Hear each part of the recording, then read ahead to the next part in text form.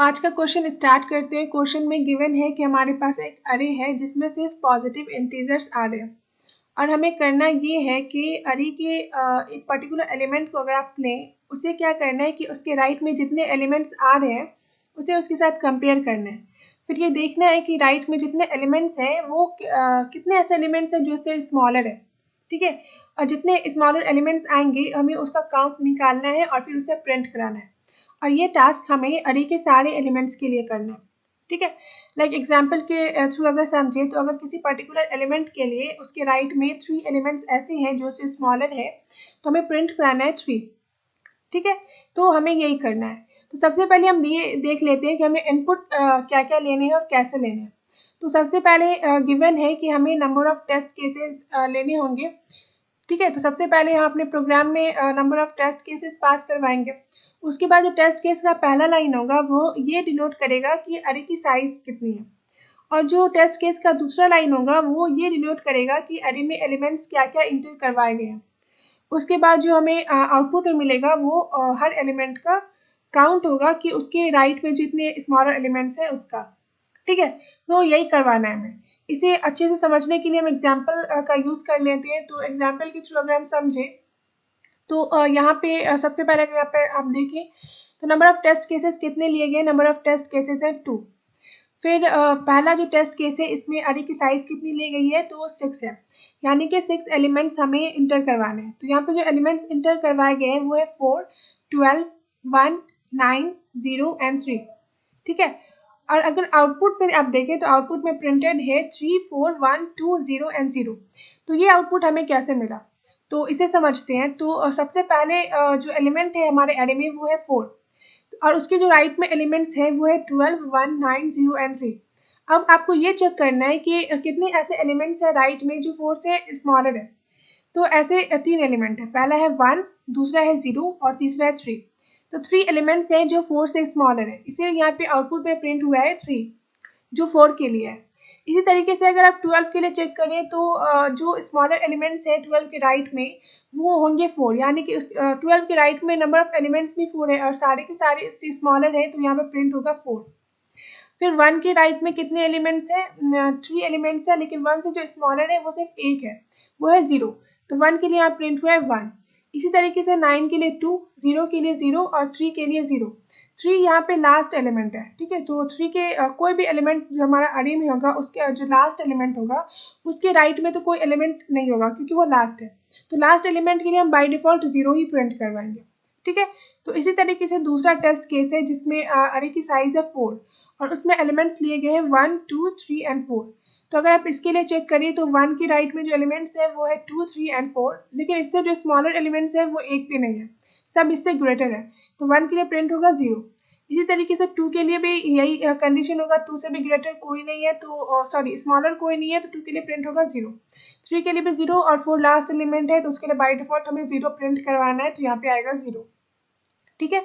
तो इसी का हमें प्रोग्राम लिखना है। तो हम प्रोग्राम से स्टार्ट करते हैं और फिर वहाँ से धीरे धीरे हम समझेंगे किस तरीके से हम लॉजिक लगाते जाएंगे कि हमें आउटपुट इसी तरीके से मिले, ठीक है। तो हम डायरेक्ट प्रोग्राम स्टार्ट करते हैं। यहाँ पे मैंने कुछ लाइंस लिख दी है, लाइक हेडर फाइल्स ले लिया है, मेन फंक्शन स्टार्ट कर दिया है, टेस्ट केसेस के लिए वेरिएबल्स ले लिए है, उसमें वैल्यू स्टोर करवाने के लिए int भी कर दिया है, और वाइल लूप स्टार्ट किया है जिसमें कंडीशन है t-, यानी कि ये लूप तब तक एग्जीक्यूट होगा जब तक हमारे सारे टेस्ट केस पास नहीं हो जाते, ठीक है। तो हमारे प्रोग्राम का सारा कोड इसी वाइल लूप के अंदर आएगा। तो ये मैंने किस तरीके से किया है, अगर आपको ये समझ में नहीं आया तो आप इस सीरीज का लाइक कोडिंग इंटरव्यू क्वेश्चन का पहला जो वीडियो है वो आप देख सकते हैं, ठीक है। तो स्टार्ट करते हैं। इसके वाइल लूप के अंदर मैंने वेरिएबल लिया है n जो कि ये डिनोट करेगा अरे की साइज कितनी है, और उसमें वैल्यू इंटर करवाने के लिए हमने लिया है cin।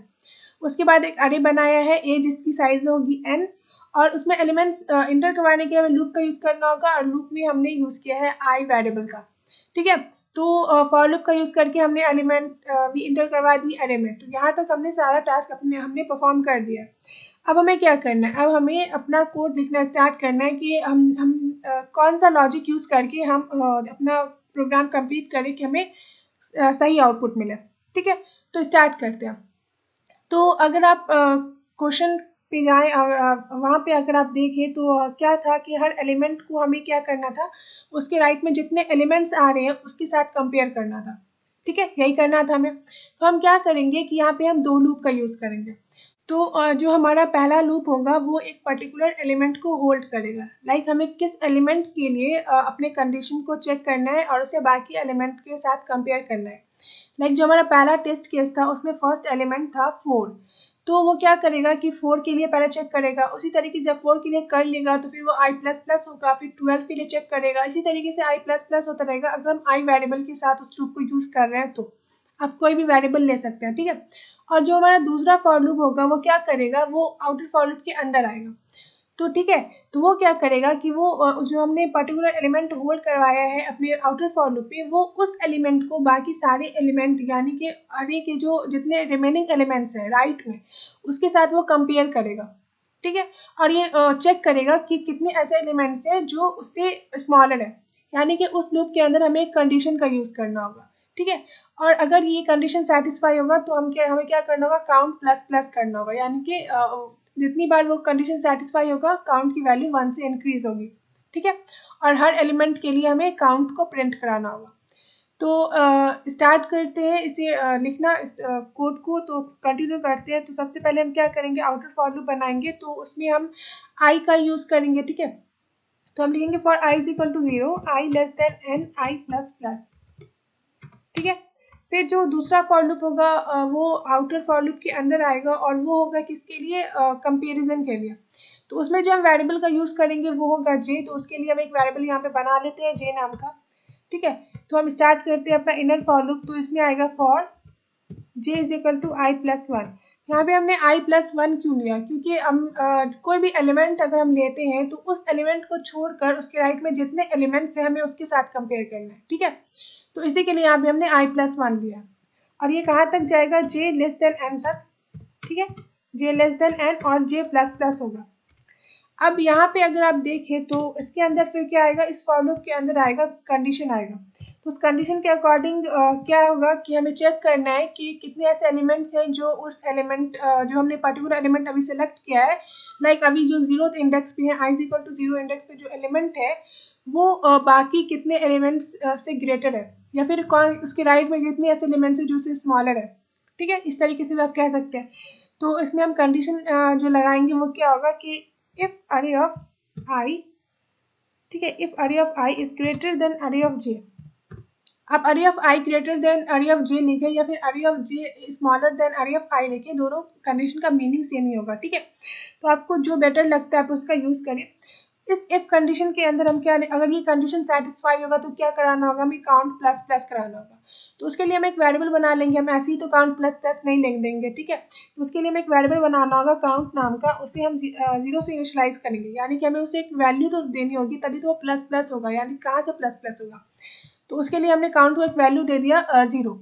तो यहाँ पे क्या होगा कि जब ये कंडीशन सेटिस्फाई होगा काउंट प्लस प्लस होगा। ठीक है, और यहाँ पे एक और चीज नोटिस करने वाली है कि हमने देखा था अभी एग्जाम्पल में अपने कि जो हमारा पहला और दूसरा टेस्ट केस था उसमें जो लास्ट एलिमेंट होता है उसके राइट में कोई भी एलिमेंट नहीं है। ठीक है, तो उसके लिए हमें बाय डिफॉल्ट 0 ही प्रिंट कराना होता है। तो जो हमारा आउटर फॉर लूप होगा वो कहाँ से कहाँ तक जाएगा, वो फर्स्ट एलिमेंट से लेकर लास्ट एलिमेंट को छोड़कर उसके पहले जितने एलिमेंट्स हैं वहां तक ही कंडीशन के लिए सेटिस्फाई होगा, इस लूप को एग्जीक्यूट करेगा। तो यहाँ पे हमने आउटर फॉर लूप में जो लिखा है आई लेस देन एन, यहाँ पे हमें आई लेस देन एन नहीं, आई लेस देन एन माइनस 1 करना होगा, क्योंकि लास्ट एलिमेंट के लिए हमें क्या कराना है, बाय डिफॉल्ट 0 ही प्रिंट करवाना है। ठीक है, तो जब ये होगा तो हमें क्या करना होगा, काउंट प्लस प्लस करना होगा, और ये हमें हर एलिमेंट के लिए चेक करना है। तो हमें क्या करना होगा कि आउटर फॉर लूप के अंदर ही हमें काउंट की वैल्यू प्रिंट करानी होगी। तो हम लिखेंगे सी आउट काउंट। ठीक है, और हर एलिमेंट के लिए कुछ ना कुछ काउंट होगा, तो जिस सबके काउंट के बीच में स्पेस रहे तो उसके लिए हम क्या करते हैं कि यहाँ पे स्पेस के लिए हम यहाँ पे लिख देते हैं। ठीक है, उसके बाद क्या होगा कि ये जो पहली बार जो फॉर लूप एग्जीक्यूट होगा तो वो फर्स्ट एलिमेंट के लिए चेक करेगा, उसके बाद काउंट की कुछ वैल्यू आएगी और वो उसे प्रिंट कर देगा। लेकिन फिर हमें क्या करना होगा, फिर से काउंट की वैल्यू 0 करनी होगी। ठीक है। अगर हम ऐसा नहीं करते हैं तो वो क्या करेगा कि काउंट की वैल्यू जितनी है फिर वहां से ही स्टार्ट करेगा और फिर रिमेनिंग एलिमेंट्स को कंपेयर करता जाएगा, जिससे हमारा जो आउटपुट है वो गलत आएगा। ठीक है, तो हमें क्या करना होगा कि फिर से काउंट की वैल्यू 0 करनी होगी कि ये एलिमेंट के लिए मतलब कि 0 से स्टार्ट हो उसका काउंट और हमें सही आउटपुट मिला। ठीक है, तो काउंट की वैल्यू हमने कर दी 0। तो यहाँ तक तो हो गया। तो ये जो लूप है वो एग्जीक्यूट होगा और वो कहाँ से कहाँ तक एग्जीक्यूट होगा, फर्स्ट एलिमेंट से लेकर n-1 तक। ठीक है, और लास्ट एलिमेंट के लिए हमें क्या करना होगा, लास्ट एलिमेंट के लिए हमें बाय डिफॉल्ट 0 प्रिंट करवाना है। तो उसे हम कहाँ पे प्रिंट कराएंगे, आउटर फॉर लूप के बाहर। तो उसके लिए हम लिख देते हैं सी आउट 0। ठीक है, इस तरीके से नहीं, हम इस तरीके से लिखेंगे सी आउट 0। और फिर दूसरे टेस्ट केस के बीच में एक लाइन का गैप है तो उसके लिए हमें लाइन ब्रेक करना होगा, तो उसके लिए लिखेंगे एंडल। हो गया यहाँ पे हमारा कोड कंप्लीट, बस इतना ही हमें करना था। और यहाँ पे व्हाइल लूप के बाहर हमें लिखना होगा रिटर्न 0 और ये हमारा प्रोग्राम कंप्लीट हो गया। तो बस इतना ही करना था हमें। बस आपको क्या याद रखना है कि हमें ये जो हमने लिखा है कंडीशन लगाया है ये कहाँ से कहाँ तक होना चाहिए, उसी तरीके से इनर फॉर लूप के लिए भी। और यहाँ पे आप ये जो लाइन है, ये वाला statement count is equal to 0, ये बहुत इंपॉर्टेंट है। हम कई बार इसे स्किप कर जाते हैं और जिससे हमारा कोड गलत आ जाता है। तो हमें हर एलिमेंट के लिए चेक करना है और काउंट इज इक्वल टू 0 से ही चेक करना है। तो काउंट की वैल्यू 0 हो हर एलिमेंट के लिए, तो इसके लिए हमें यहाँ पे count is equal to 0 mention करना होगा। ठीक है, तो यहाँ पे हमारा प्रोग्राम कंप्लीट हो गया। तो हम क्या करते हैं, इसे कंपाइल करवा कर चेक कर लेते हैं। तो कंपाइल करते हैं कि हमने कोई मिस्टेक तो नहीं किया है। तो यहाँ पे एरर आ रहा है 0। अब हम क्या करते हैं कि इसे रन करवा लेते हैं और देखते हैं कि हमें आउटपुट किस तरीके से मिल रहा है, हमें क्वेश्चन के अकॉर्डिंग मिल रहा है या फिर नहीं मिल रहा है।